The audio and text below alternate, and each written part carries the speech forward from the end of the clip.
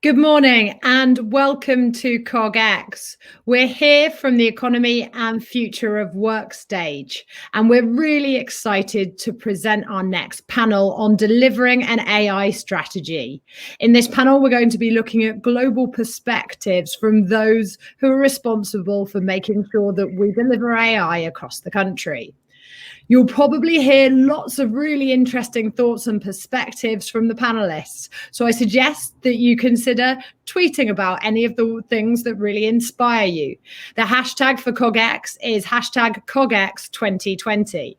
You can also tweet our sponsor, which is the Institute for the Future of Work @_Future of Work. I'm really delighted to begin by introducing our moderator for this session, which is Sarah Khareghani, and she is the head of HMG's Office for AI at DCMS and BEIS. So handing over to you, Sana, for the session. Thank you very much, Nisha. So hello, everyone. It's an absolute honor to be here today at CogX. It's a bit different than last year, but I can still feel the buzz from this conference everywhere. My name is Sana Khareghani, and I'm a head of the UK government's Office for AI. And we're responsible for driving the responsible adoption of AI technologies. I'm really excited about moderating today's panel, and I'm joined by colleagues from across the world to talk about their national AI strategies, what those strategies mean, and how they've been working in practice, especially in light of the pandemic. It's no surprise that AI technologies have been front and center for most governments, given the power and promise that these technologies have represented. And during the pandemic, we have seen firsthand the effects of some of these technologies. We've heard at this conference from Benevolent AI's Joanna Shields on their work to help identify life-saving drugs, which is now moving to clinical trials. And we've heard from Sentry Techs and our own AI council member, Khareghani, on their decision to make AI-powered lessons freely available to pupils in the UK and further afield, including Syrian refugees. We've also seen data analytics put at the forefront of the media and of government decision-making. These are all incredible shifts to the mainstream that have happened in a very short period of time. As a government, the impact from COVID has meant that we've needed to become even more agile, more inclusive, and more collaborative than ever before, whether it's funding for online GP consultations, which have seen a rise from 1% pre-COVID share to 93% of all consultations being online today, or funding for equipment for disadvantaged children to access digital content, digital educational content online. We've been working hard with the broader community to understand the issues and to help provide help wherever we can. As we look to recovery, we're taking stock. We are looking and reviewing our own priorities and asking if they're still the right ones. And we want to build on the momentum and the learning that we have done through this pandemic. The prizes that AI technologies offer are too great for any nation to ignore. We need to continue to build a world-class ecosystem for these technologies to develop in a responsible, ethical, and inclusive way. The question is, which of the challenges should be prioritized first? So should we be looking at leveling up regions? Should we be creating next-gen public services? Should we be focusing on priority sectors? Or should we be adopting an overriding mission such as net zero? Perhaps we should be doing a little bit of all of them. To guide us on these choices, I'm really delighted today to be joined by some distinguished guests from countries that have distinctive national AI strategies. From Estonia, we have Velsberg, the government's chief data officer. Estonia's national AI strategy states that the public sector should take a trailblazing role in pushing the development of AI in Estonia. From Singapore, we have Zhenzhi Chng, director of the National AI Office. Singapore's sector-focused strategy states that by 2030, Singapore will be a leader in developing and deploying scalable, impactful AI solutions in key sectors of high value and relevance to Singapore's citizens and businesses.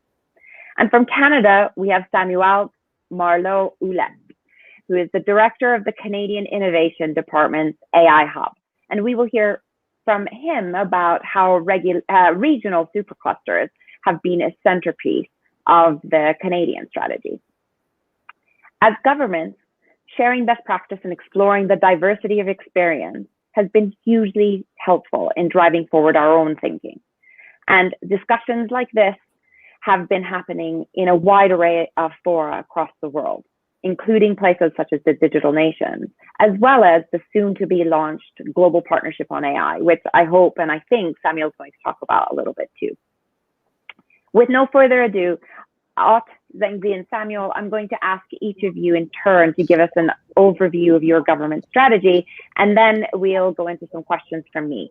I would also like to ask the audience, please, to put your questions, enter your questions in, and then at the breakout session following this one, we can delve into some of the audience's questions as well. Right, so let's start with you, Ott, please. Thank you, Sana. Hi, everyone. So today I would like to present Estonia's perspective on how we are transforming Estonian government and our public services using AI. So in Estonia, we have the aim of having all of the public sector as lean as possible and to offer our public services proactively, seamlessly. That means citizens don't need to interact necessarily with the government. So for instance, if a citizen is able to receive some allowance, they don't need to contact the government to receive that. Instead, we will notify the citizen that you are eligible for this type of grant. So with this in mind, we have an action plan for proactive government. This includes life event services from child's birth to buying a car, getting a driving license, retirement, death, also when people are changing their jobs. To support our idea of having a kind of a lean, proactive government, we initiated in 2018 AI task force. And the aim of the AI task force was to come up with an idea on how we can support the uptake of AI in both public sector, private sector, whether we need to change something in our legal system, and how we can support the uptake of research and development. Our idea and recommendations came out that Estonia's public sector has kind of the most possibilities to really lead uptake. So public sector has a leading role. We set out key metrics that we hope to achieve within the next 2 years. So from 2019 to 2020, we have the goal of having at least 50 AI use cases in the public sector. Today, we have 33 of them already live, and we have exactly the same number. It's really nice coincidence right now. So 33 more projects that are underway. So if everything goes as planned, and I see that the current crisis has actually supported kind of the uptake of AI, we are really moving on the track of having those 50 AI use cases in the public sector. We also want to have a wide adoption throughout different sectors in different ministries, agencies. So with that in mind, we had an idea of having at least 25 different agencies and all ministries adopting some kind of an AI system. Again, here we are moving on track. We have already actually surpassed that. So we see that people are willing to invest in AI. There are many actually great use cases already that we can present, both in healthcare, in human resources, security, transportation. It's all around, it's cross-sectoral. So for instance, in agriculture, we use satellite image analysis to understand whether people actually cut the hay. Why we do that? We pay out subsidies of roughly 350 million euros each year, and we need to carry out the inspections, whether they are using the money in the correct way or not. We have projects right now ongoing where we want to make education personalized. So students from the lower end and upper end will receive a different kind of education than those in the middle. And there are many other projects. To support the wider uptake, our strategy is aimed at producing reusable AI solutions, which both private and public sector can use. For instance, we are right now working on government-wide chatbot. So both public sector, private sector can use that open source tool. Many other things are related to language. So Estonian language is spoken only by roughly 1 million people. So we need to invest as a government in that technology. Also different image analysis, video analysis, and so forth. But to really make the next step, we are right now working on the vision of correct AI. And the idea of correct AI is to make public services available digitally through voice-based virtual assistants. So for instance, if your driving license is expiring, you will receive a notification, for instance, from Siri saying, "Hi, your driving license is expiring in a month. Would you like to renew it?" Or next time, if you get into an accident and you have the opportunity of making a picture of the car accident, directly send this information to your insurance provider and be done with it. So this has been a really short overview on what we have been doing so far. And hopefully we can share links in the chat. So be sure to read more and see what we have been doing so far. Thank you. That's fantastic. Oh, thank you very much for that kind of whistle-stop tour through your national strategy. I can't wait to delve into some of the questions that I've been jotting down as you went, but I'll hold off until we hear from the other guests as well. Zhenzhi, would you please go next? Hi, good afternoon, everyone, or good evening. It's actually evening over here in Singapore. I'm Zhenzhi, Director of the National AI Office in Singapore. And our office is part of the Smart Nation and Digital Government Office, which is tasked to drive Singapore's Smart Nation efforts. We see AI as an important next step of our Smart Nation journey, and therefore we announced our National AI Strategy in November last year. And our office was set up at the same time to oversee the implementation of the strategy. So our goal really is to harness the potential of AI to create social and economic value.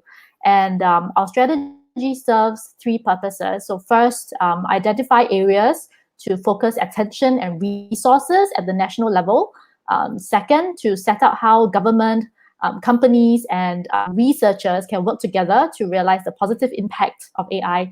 And third, to address areas where attention is needed to manage change or to manage new forms of risks that arise with more pervasive use of AI.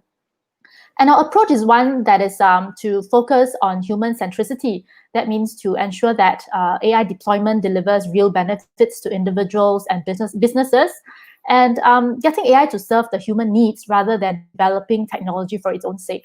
And that when we deploy AI, we conform to the highest ethical standards. We will also focus on deployment because we find that the bottleneck to harnessing the benefits of AI is often not in the readiness of technology, but in our ability to redesign processes, systems, and regulations to deploy them. And as a small country, we recognize that Singapore cannot compete on all fronts. So we will focus on deployment in key sectors of high social and economic value for our country. Therefore, as part of our national AI strategy, we identified 5 national AI projects to focus our attention for the first tranche. So I'll speak a bit about each of them now. First is logistics. For logistics, we plan to use AI to optimize the movement of freight so as to improve productivity of logistics companies and to improve traffic efficiency. We have a project in healthcare, and we aim to use AI to improve prediction and management of chronic diseases, for example, by triangulating genomics, clinical and lifestyle data to generate personalized risk score for chronic diseases. Our project in education will look at improving and customizing the learning experience for every student, for example, through adaptive learning and automated marking. We also have a project in smart estates, and we aim to use AI to improve municipal services such as predictive maintenance of our estates and flats, and to use AI to generate insights on how our residents are using these facilities. In addition to focusing on key sectors, we will also be looking at strengthening some ecosystem enablers that are required for a strong and sustainable AI ecosystem in Singapore. So some examples include what we call triple helix partnership. So that is partnerships between research community, industry, and government. And we hope to drive more public-private partnerships so as to encourage more knowledge and technology flow across the ecosystem. And we'll also like to co-develop solutions with the private sector for some of our government projects. And we think that the public sector has a role to play in helping to accelerate the adoption of AI in companies.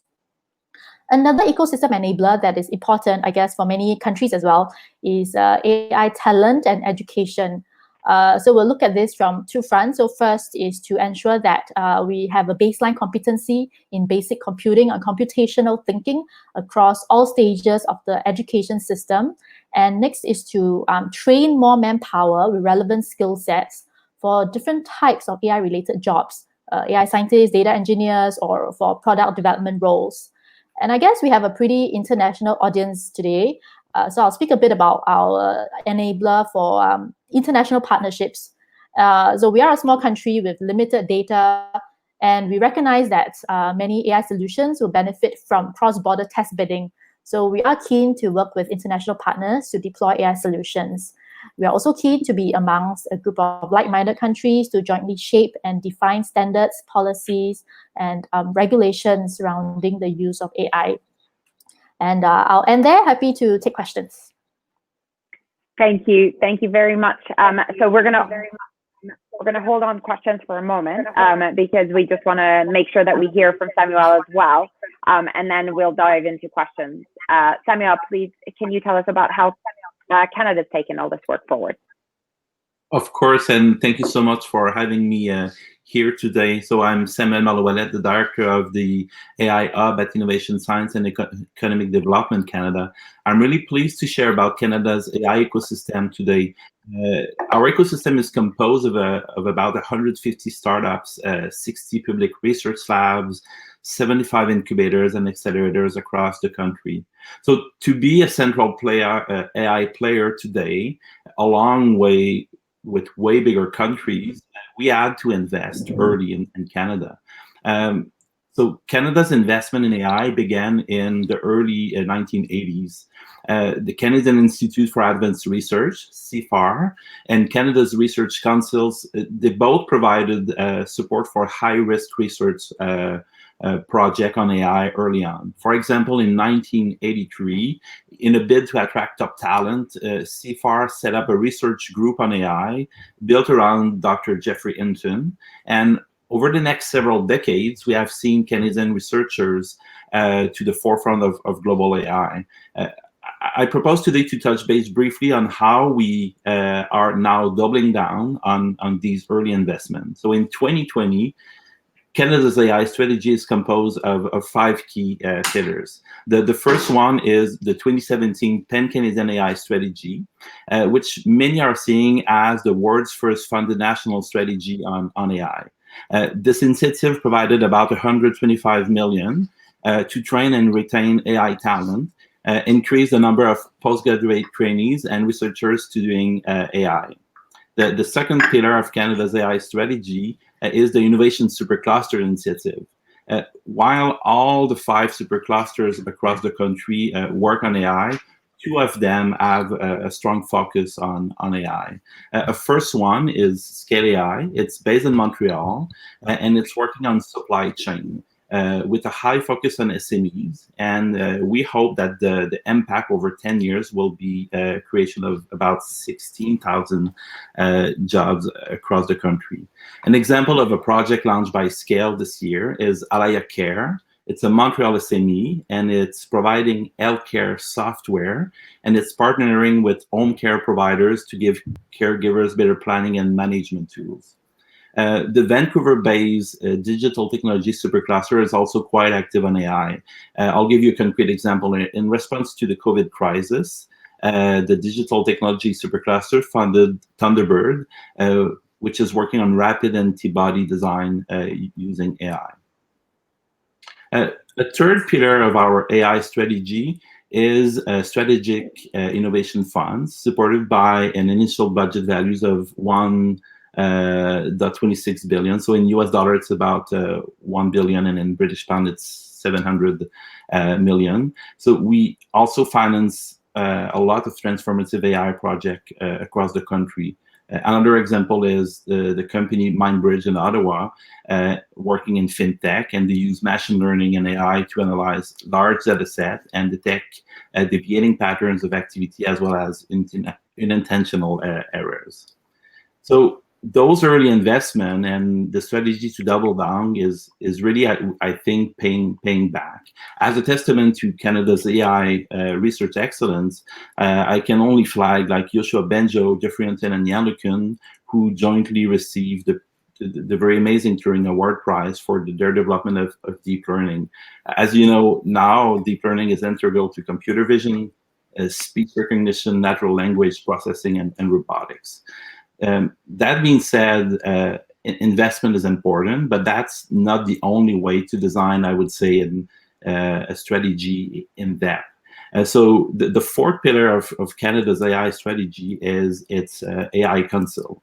It's composed of 14 leading researchers from the academic sector, from the private sector, government, and civil society, and it's providing to the government advice on its domestic and international policy to ensure that we adopt responsible AI. And this council is composed on a multi-stakeholder basis from East Coast to West Coast, and not only computer scientists, but we have participants, professor of law, we have philosopher, of course, participants from the private sector. So it's really important for the government to receive input from the ecosystem on a very frequent basis. And that council was instrumental to the development of the last pillar, which is international focused. So Canada is really proud to work with France and G7 partners and beyond to the creation of the Global Partnership on AI. And more than happy to take a few questions on that, because I'll just going to do a brief presentation for about 30 seconds about GPay, the Global Partnership on AI. But as I said, more than happy to speak a bit more about this amazing initiative. So we hope that GPay will bridge the gap between theory and practice. It will be project focused. We hope to conduct pilot project with industry, civil society, government, and international organization, and also to conduct cutting-edge research. The GPay will be supported by 2 centers of expertise, one in Montreal and one in Paris. And the 2 centers together, they will support 4 working groups on year 1. So the first one is responsible AI. The second one is data governance. The third one is future of work. And the fourth is innovation and commercialization. So in the short term, GPay expert will also work on a response to COVID within the 4 working group I just flagged. So I'll stop there. I want to make sure we have sufficient time to answer questions. And again, really pleased to be with you today. Sana, back over to you. Thank you very much. Fantastic. Well, I can just say that everyone was really good at sticking to the exact 5-minute time. So we have plenty of time to have a bit of a round robin between us. So I thought I would kick off, but I don't really want this to be kind of me asking questions and you guys answering. It's been absolutely fascinating, and heading up the Office for AI within the UK, I hear bits of our strategy and how we are approaching kind of the development and deployment of responsible AI in the strategies you guys talk about. So I'm really interested to hear. Just my first question is, how do you see this current pandemic, or have you seen this current pandemic affect or influence your current priorities within your national AI strategies? So I can kick off by answering the question. So in Estonia, actually, we see that there is really a huge interest towards open data, AI solutions as well, data analytics. So now that we are coming out of the crisis, there are tons of new ideas that people want to implement. There is also a thrive that we necessarily didn't see before, that is concerned with open data. So, for instance, this year alone, we have almost 4 times more open data than before. So it's just the scale and the interest that now people are paying against open data that's amazing. And the same thing applies to AI solutions. There is really a huge interest.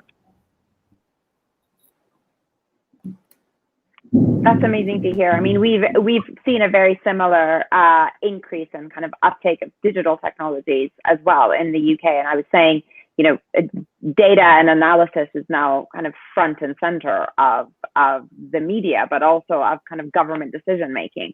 Have you found the same, Zhenzhi? Has there been any influence in Singapore? Hi. Yes, in fact, I think the upside of COVID is that it has led to an unprecedented acceleration of digitalization.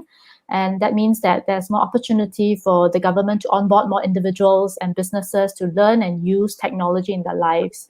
And so for AI, when we have a more digitalized workplace and society becomes more digitalized, there's more opportunities for us to apply AI. So on how the pandemic has influenced or shaped our national AI strategy, I would say that we are relooking some of the focus within the national AI projects. So for education, for example, we think that it is an area that we can accelerate. And because home-based learning nowadays has created increased interest in the use of AI for self-directed learning. And so while the initial focus of our national AI project in education was on general education, and in Singapore's term, it means about 7 years old to 16 years old. So we are expanding the scope to include higher education and adult learning. And what we see as well is that the pandemic has also catalyzed many smaller trials on the use of AI in Singapore.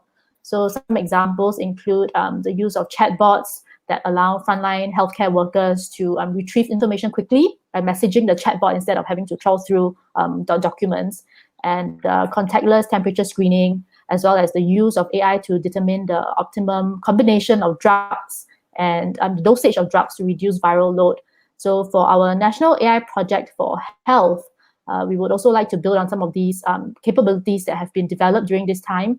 And we will be looking to broaden the scope beyond focusing on chronic diseases.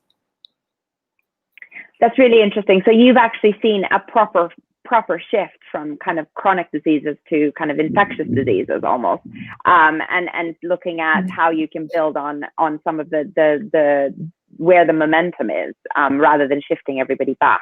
That's really interesting. I want to come to you, Samuel, and ask the same question. Just So since COVID-19 was declared public health crisis, the Montreal Supercluster Scale AI has funded 8 projects, representing a total investment of about $2 to $3 US.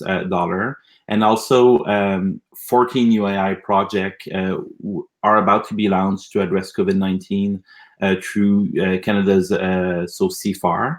And the COVID-19 Catalyst Grant Initiative. I'll give you a quick example of project. For example, Dr. Ross Grainer from AMI, based in Edmonton, is developing a machine learning models to help physicians diagnose pneumonia with ultrasound scanner, and it's powered by AI. In Toronto, the Vector and the AMI Institute in Edmonton are collaborating with Roche Data Science Coalition. And this group is developing a centralized location with more than 200 curated public available data set, again powered by AI. So we also deployed across the country. We updated our innovation program and with like COVID-19 specific streams of work.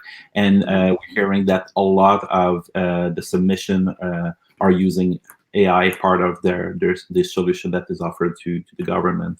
So a lot is going on, and I don't think there's a single employee in the Canadian government that didn't change a bit his focus. That's really interesting. So from what I'm hearing kind of across the board from all of you is that actually the national AI strategies in terms of the way that they're structured have stayed mostly the same, but actually the concentration of work or the funding has maybe funneled to slightly different things. Perhaps maybe should we talk a little bit about this acceleration that kind of I heard from all of you in terms of adoption of these technologies? What has the public's role in this been?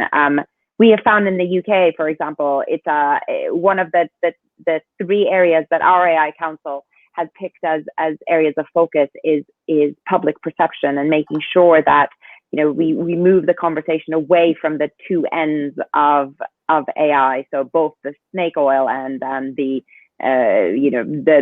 kind of being too optimistic as well as being too pessimistic about kind of what these technologies can do, and bringing that conversation back in the center where kind of reality exists.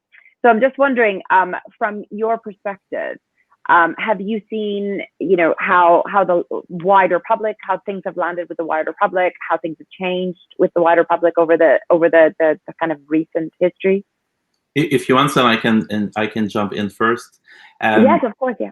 So with the acceleration of project related to COVID, but in the past few months, I have to say it's more and more clear that the government, we need to work on trust if we want to ensure that adoption is there. And there's also sometimes, I think, a gap between the trust of the public and what we civil servant and decision maker think about trust. So our perception of trust is also something we need to think about. So in Canada, we're using the Government of Canada AI Council, and we're about to launch a Canada-wide consultation. And the objective is really like to raise public awareness, to discuss specific case scenario with the public, to ensure they understand what are the risks, of course, but also what are the benefits to use AI, and maybe the pandemic will be an example to offer concrete examples of how powerful it can be AI to serve the common good.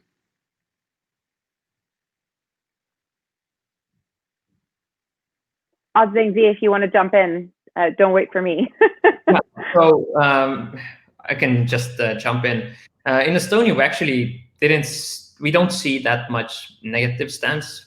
I guess people are already getting used to that everything is digital and AI is just one next step in that journey. So there are some people that have some concerns. For instance, in unemployment, we are giving recommendations to people on which job is most suitable for them and how to really improve yourself in the economy. But most people, and even the same kind of great AI plan we came out with only a few months ago, people are not really too concerned. So I can say that the COVID-19 crisis didn't change that much. It's more about that the companies and public sector are now paying more attention. Interesting. So tell me a little bit about what you mean about the public sector paying more attention. I mean, I think, sometimes you find there is a bit of reticence within some departments around kind of the use of new technologies to do their processes or to change their processes and do things differently. And you're seeing that reticence has starting to dissipate?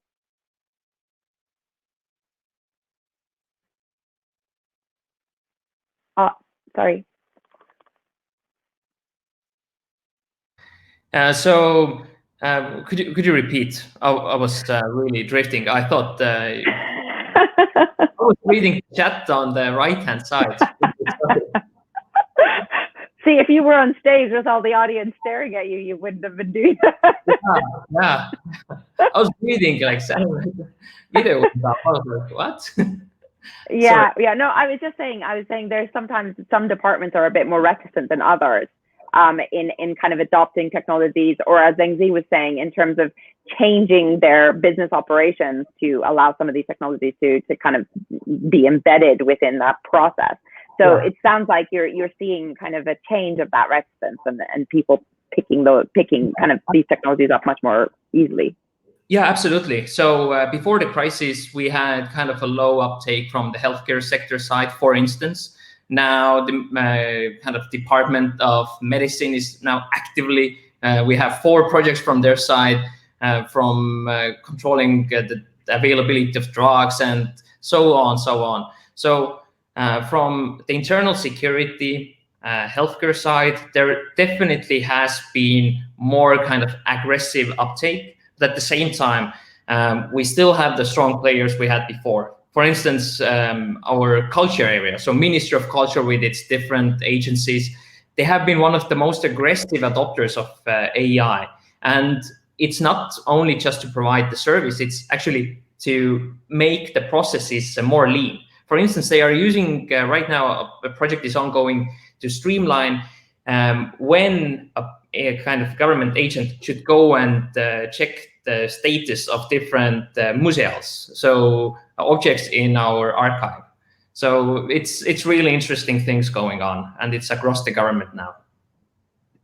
That's fascinating. I love to hear the idea that there's like a snowball effect of some of these technologies once adoption starts.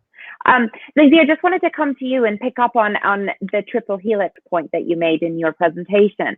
Have you seen that encouraging collaboration more between domain specialists, like technical experts and policymakers, for example, and has that enabled you to see kind of more adoption of these technologies, especially in the sectors that you're paying attention to, that you're focusing on? Hi. Yeah, so for Triple Helix Partnership, we make it a point that for each of our projects, we bring in the different players. So for example, for each of the projects, we'll bring in a policy or operations lead, and these will be the agencies that own the problem statements, and they're also the experts in that domain. And then we'll help them scope the projects and also identify the problem statements that AI can come solve. And at the same time, identify a technology lead. And these can be either from the public sector or the private sector, and they can come in as the technology solution provider. So we find that through implementing the national AI projects, we have started to catalyze more of these triple helix partnerships. But even without the national AI projects, the idea of public-private partnerships for innovation has already been very active in Singapore. I have loads and loads of questions. One of the other questions that's kind of swirling around in my head is each of you have very different strategies, right? So we have kind of sector focus, we have superclusters and kind of widespread and AI Council focus from Canada, and you've been talking about the public sector. But in terms of trying to get AI technologies adopted more broadly, which means kind of more inclusively or across society, what sort of work or how have you seen your strategies influencing the private sector in how they upscale or in how they adopt some of these AI technologies themselves? So I can just briefly say that in Estonia, we see that the public sector has a leading role, but everything we do, we always do in collaboration with private sector or universities.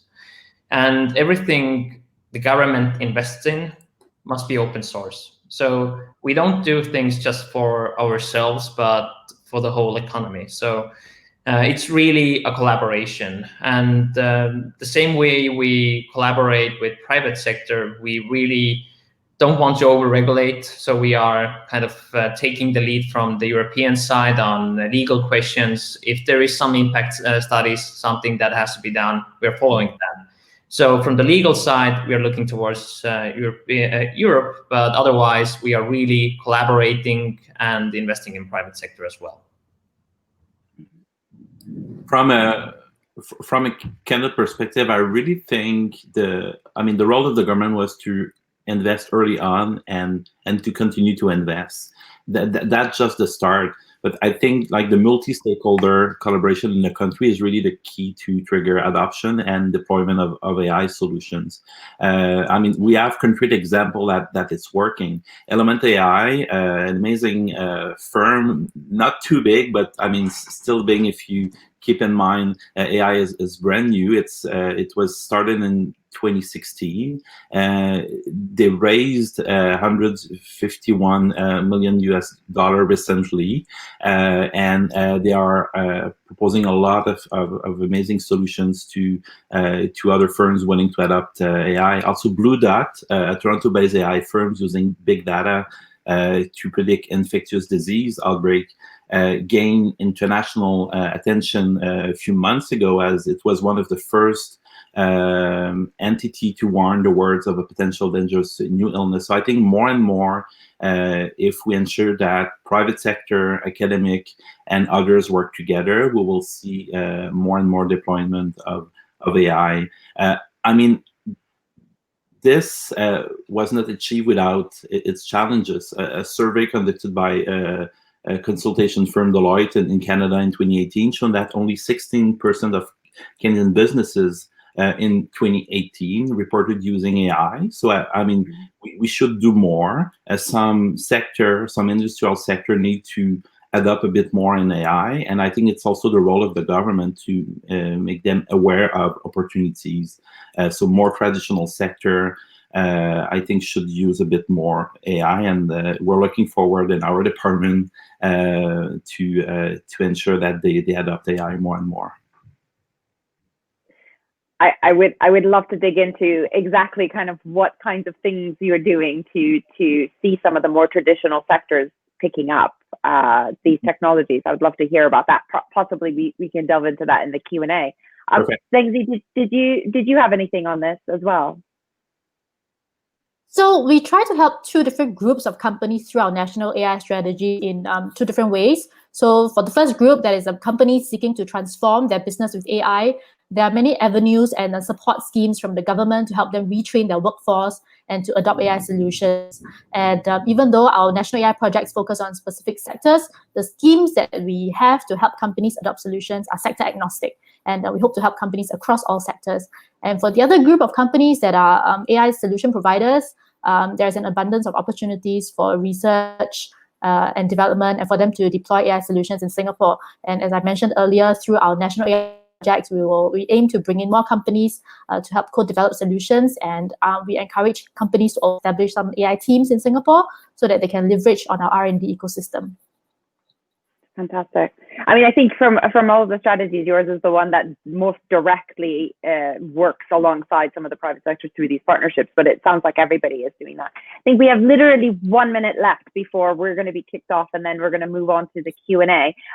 But just if each of you, this is not an easy question, but to wrap this up, in your view, how would you define global leadership in AI over the next decade, which is the CogX question this year? So what in your view is kind of one or two words that can describe what that leadership is going to look like? I think we need to do better and involve developing countries. I hope that the Global Partnership on AI will be a tool we can use to do that. But short term, let's not wait too many years to ensure that AI is deployed and used in every region of the world. Brilliant. I think we should do more collaboration. So right now, everyone is doing the same thing all over again. Instead, we should do it for the better good. I think we need to be able to demonstrate. We need to be able to demonstrate impact from AI. So for the nation, for the economy, and most importantly, for the people. Absolutely. Guys, thank you very, very much. It's been an absolute pleasure, and I mean, I think I've learned more than more for myself, and what can influence our own UK AI strategy from all of you. And I hope to delve in a bit more during the Q&A section as well. Hopefully, the audience will join us for that, and we can then delve into the questions that the audience has asked us as well. Thank you. Thank you so much, Sarah. Want access to more CogX videos? Subscribe now for free at cogx.co.